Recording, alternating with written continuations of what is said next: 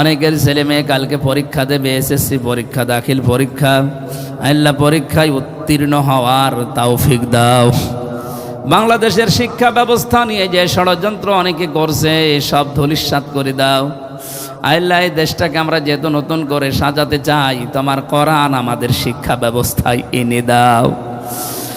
আমরা 300 এমপি আছি আল্লাহ, সবাই প্রায় কম বেশি আমরা মুসলমান। কোরআনে কারিমের শিক্ষা ব্যবস্থার পক্ষে এবার আইন পাশ করার সুযোগ করে দাও।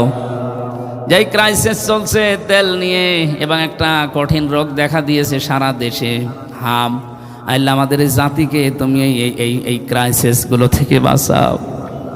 মা বোনদেরকে তুমি সুস্থ রাখো। অনেকের পরিবারে অশান্তি আছে, অভাব আছে, আমরা জানি। এই সাতক্ষীরার মানুষের ওপরে যে অত্যাচার, জুলুম, নির্যাতন হয়েছে, আল্লাহ এরা ঘরে দাঁড়িয়েছে, এদের মাজা তুমি শক্ত করে দাও, এদের পরিবারের অভাব দূর করে দাও। সব বরকতের মালিক তুমি আল্লাহ, তুমি সাতক্ষীরার জমিন থেকেই বরকত নাজিল করা আরম্ভ করো। যত রকমের জুলুম অত্যাচারে 17 বছর তারা পেয়েছে, আল্লাহ আগামীতেই 5 বছরে তাদের সব ক্ষতি পূরণ করে দাও।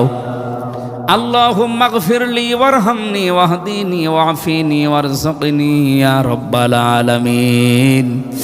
যে যুবকগুলো আজকের মাহফিলের জন্য দেখলাম খাটাখাটনি করছে, এদেরকে